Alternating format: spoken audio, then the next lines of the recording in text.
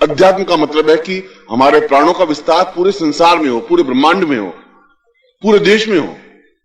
हमारे लिए सब एक ही मां, जो तुम हो वैसी दूसरी मां है, तुम जैसे पिता हो वैसे दूसरे पिता है। उनकी आंख में आंसू है तो हमारे आंख में भी आंसू है। और ये अध्यात्म का विस्तार, ये अध्यात्म, धर्म को अध्यात्म अंतर समझा रहा हूं। धर्म हमारे जीवन में जरूरी है। मुझे इस बात का गर्व है कि मैं हिंदू हूं, इस बात का गर्व है मुझे, मगर मैं दूसरे धर्मों को भी घटिया ढंग से नहीं देखता हूं। महात्मा गांधी ने भी यही कहा है कि इस बात का मुझे गर्व है कि मैं हिंदू हूं, मगर यह नहीं है कि दूसरा धर्म बिल्कुल खराब है, ईसा मसीह ठीक नहीं है या मोहम्मद साहब ठीक नहीं, ये मेरा मतलब नहीं है। वो भी अपनी जगह सही है। हमने उनका ज्ञान प्राप्त नहीं किया। हमने राम के प्रति, कृष्ण के प्रति, महावीर के प्रति ज्ञान प्राप्त किया, चिंतन किया। ये जीवन का जितना ही विस्तार तब हो पाएगा जब हमारे अंदर से क्रोध खत्म हो जाएगा, जब अहम खत्म हो जाएगा। दो तत्व जो तो काम, क्रोध, लोभ, मोह, अहम, 5 तत्व अपने आप में। काम, क्रोध, लोभ, मोह, अहम। तो हम कहते जरूर हैं कि हम में अब कोई काम भावना नहीं है या अब हमें कोई लोभ नहीं है, हम कहते हैं, मगर मूल रूप से वो समाप्त होता नहीं है। राजस्थान में, आप राजस्थान देखेंगे, वहां पर ठाकुर लोग होते हैं, राजपूत होते थे सन 47 से पहले, तो उनके छोटे छोटे राज्य होते थे, 5-10 गांव उनके अधीन, या 50 गांव या 2000 मील का जो एरिया होता था उसके वो राजा होते थे। ऐसे कम से कम 3000 राजा थे। कोई 5 गांवों का राजा था, कोई 25 गांवों का राजा था, कोई 500 गांवों का राजा था, कोई महाराजा थे, पर राजा ही राजा थे सब। और उन राजाओं का काम यह था कि कैसे जनता से वसूल किया जाए, कैसे आराम से रहा जाए। उनके अलावा उनके मन में कोई चिंतन था ही नहीं। उनको बड़ों को राजा कहते थे, छोटे को ठाकुर साहब कहते थे। आज भी आप गांवों में वहां गए नहीं है कभी, देखें तो आज भी उन ठाकुरों की ठसक और बातचीत और ऐसा ही है कि बस अब उनके पास खाने पीने के लिए कुछ है नहीं ज्यादा, वो ठसक खत्म नहीं हुई। तो मैं सन 47 से पहले की बात कह रहा हूं कि एक बहुत बड़े ठाकुर थे। उन्होंने सोचा कि बहुत जिंदगी में पाप कर लिया, बहुत चिड़ियाएं मार दी, बहुत मांस खा लिया, हजारों मुर्गाबियों को खत्म कर दिया, क्योंकि हम ठाकुर हैं। एक बार हरिद्वार जाकर के आ जाएं और सब पापों को धो के आ जाएं। फिर एक बार धोके, अब तक जितने पाप किए वो तो धोके आ जाएं, फिर बाकी पाप करते रहेंगे, फिर एक बार चले जाएंगे। वो चले गए। गांव वालों का अब हम हरिद्वार जा रहे हैं। उनका ठाकुर साहब अब क्यों हरिद्वार जा रहे हैं? अरे नहीं, बस बहुत हो गया, हमने बहुत चिड़ियाएं मारी, बहुत तकलीफ देखी, बहुत लोगों को सताया, तुम लोगों को लूटा, अब हमने वैराग्य आ गया है, अब हम हरिद्वार जाएंगे। अच्छा महाराज जाइए। वो अपने 15, 20, 25, 50 आदमियों को, रानियों को, महारानियों को लेकर के और हरिद्वार आए। हरिद्वार में स्नान वान किया। वहां के पंडित ने कहा कि यहां आप कोई चीज छोड़िए, यानी जैसे कोई स्त्रियां जाती है तो आज भी, पहले भी ऐसी प्रथा थी कि मैं अब आज से आलू नहीं खाऊंगी जिंदगी भर, या मैं शक्कर नहीं खाऊंगी, या मैं गुड़ नहीं खाऊंगी, ऐसी एक चीज छोड़ देते थे हरिद्वार जाने पर। ठाकुर साहब को कहा, पंडित ने कहा, आप कोई चीज छोड़िए। क्या छोड़े? क्यों, खाने का शौक तो बहुत। अब कह दूं गुड़ छोड़ दूं और कल गुड़ का हलवा बने तो फिर कैसे चलेगा? ऐसा चलेगा नहीं। गुड़ भी छोड़ नहीं सकते, शक्कर भी नहीं छोड़ सकते, शराब भी नहीं छोड़ सकते। पंडित का महाराज कुछ छोड़िए, एक चीज छोड़नी पड़ती है। उनका चलो क्रोध छोड़ दिया, आज से क्रोध नहीं करेंगे। पंडित ने सोचा वो क्रोध साला करे नहीं करे, अब कोई चीज छोड़ दी थी तो 5 किलो गुड़ भाई पंडित जी को दे। जो छोड़ते थे तो 5 किलो वो चीज तोड़ के देते थे। पंडित सोचा सब साला कुछ मिले तो नहीं, अब क्रोध छोड़ दिया, ये चीज भी बहुत ऊंची चीज निकली। उनका महाराज आपकी जैसी मर्जी, कोई खाने पीने की चीज, अरे नहीं हम ठाकुर हैं साले, तुम समझते नहीं है। क्यों महाराज? अच्छी, जैसी आपकी मर्जी। वापिस वहां से वो गांव आए। गांव आने पर गांव के बाहर उनका स्वागत सत्कार हुआ और बैठे। ठाकुरों को पहले अमल वहां बहुत बांटते थे, पूरे गांव वाले आते थे, उनको अमल खिलाते थे। आज भी वैसा ही होता है। अमल बांटा गया तो गांव वालों ने पूछा कि महाराज आप हरिद्वार गए, बहुत हमारे धनभाग कि आप हमारे महाराजा, और हरिद्वार जाकर के आए, आपने क्या छोड़ा महाराज? उनका बस बच्चे क्रोध छोड़ दिया, अब क्रोध नहीं करेंगे, बस देख लिया। तो महाराज आपको इतना क्रोध आता था, 2-2 मिनट में आप बंदूक उठाते थे, अब क्रोध छोड़ दिया। अरे बस हरिद्वार चले गए, परिवर्तन हो गया पूरा शरीर, मन प्राण सब बदल गए, क्रोध करेंगे नहीं। वहां एक नाई भी बैठा हुआ था पास में।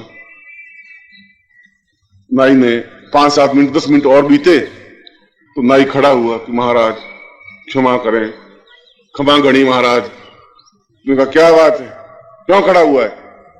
क्योंकि वो तो रैयत थे, उनकी जनता थी, वे तो महाराज ऊपर बैठे हुए थे अकड़ करके कि महाराज एक बात पूछनी है, बुरा नहीं माने तो। क्या पूछ कि महाराज हरिद्वार में आपने क्या छोड़ा?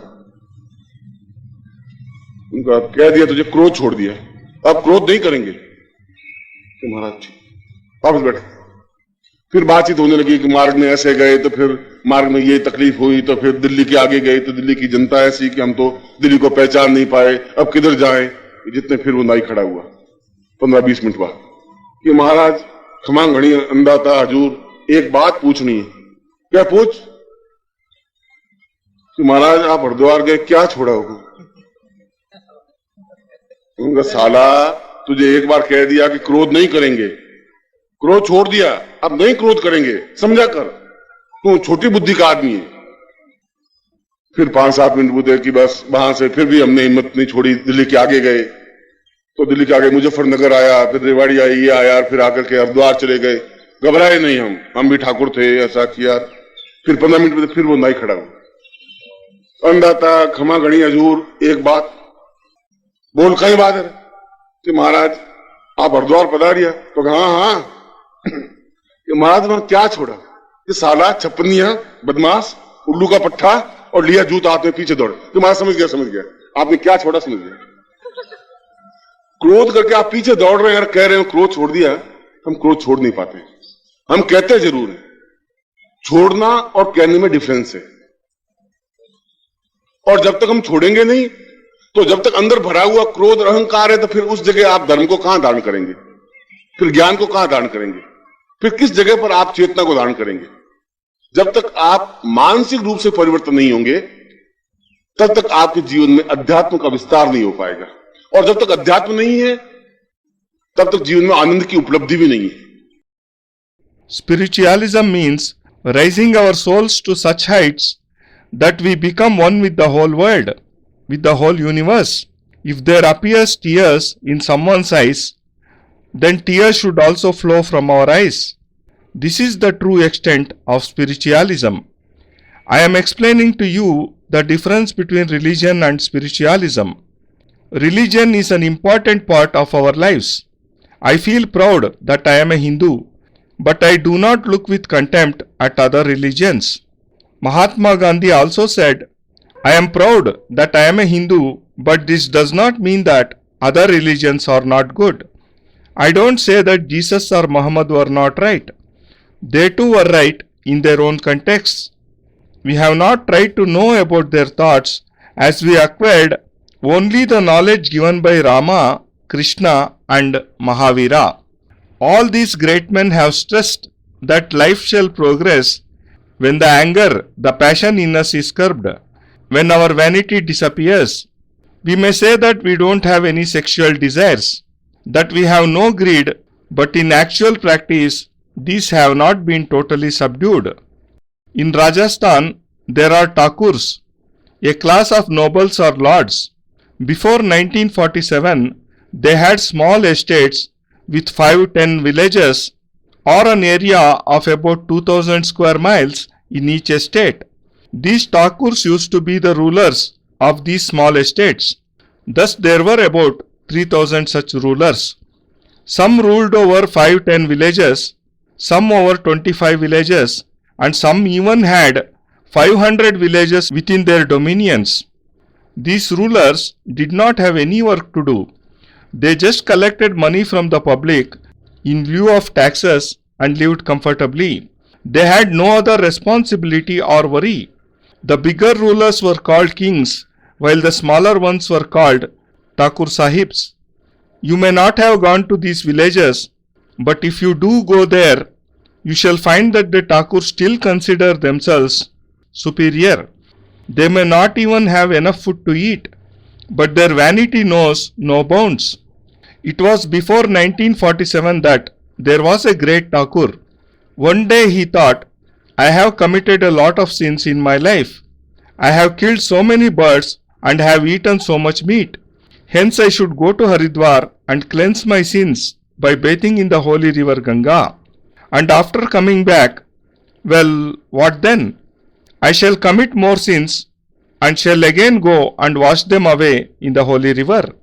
Hence he started for Haridwar. He said to the villagers, I am going to Haridwar. But why are you going there?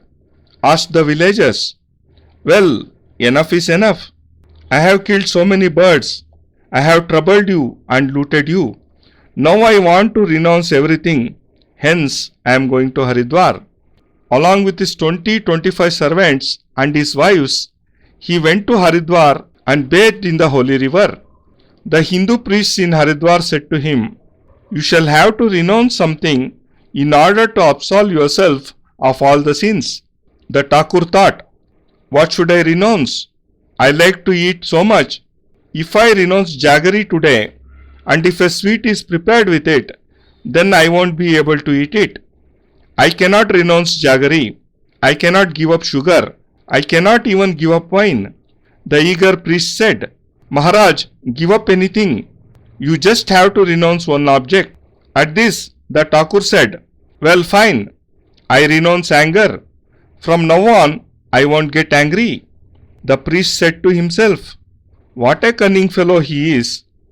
If this feels angry or not, what does it matter to me? When he had to renounce anything, he could have left jaggery. If he had given up some real object, I would have got 5 kilos of it. To the Thakur he said, Sir, it is up to you, but if you give up some eatable. No, retorted the Thakur. You don't understand. I am a Thakur. The priest said, Sir, it is your wish. When the Thakur returned to his village, he was welcomed by all the villagers.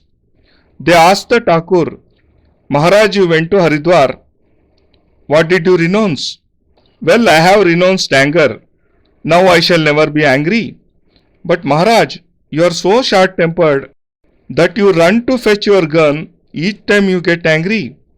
The Thakur smiled and said, After having been to Haridwar, my heart, my soul have been completely transformed. Now I shall never be angry. A barber was sitting nearby. He heard all this and after about 10 minutes, he said, Maharaj, excuse me. Well, what is it? Asked the Thakur. Why are you standing? Maharaj, I want to ask you something if you don't mind. Go on, ask what you like.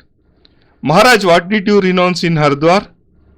Haven't I just told you? I have given up anger. The conversation with the villagers resumed. The Thakur started to narrate the incidents that happened in the course of the journey. Again the barber got up and said, Maharaj, Huzur, I want to ask you something. Well, ask. Maharaj, you went to Haridwar. What did you give up? What the? I have told you that I have given up anger. I shall never be angry again. Can't you understand this much? You seem to have very less brains.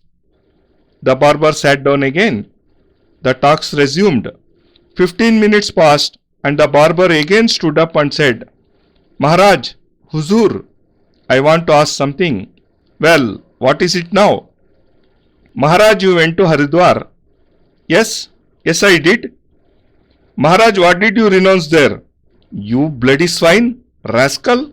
And speaking of these abuses, the Thakur picked up his shoe and ran after the barber. The barber cried out, Now I understand. Yes, I have got it. I have understood what you have renounced. Similar is the case with you. You are boiling up inside and you say that you have given up anger.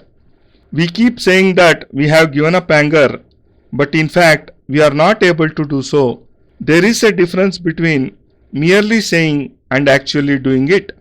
Till we don't renounce anger, till we are filled with vanity and anger, what shall we be able to achieve in the field of religion, knowledge and spiritualism? Until you transform yourself mentally, you won't be able to develop spiritualism in your life. Until there is no spiritualism in your life, you won't attain true happiness in it.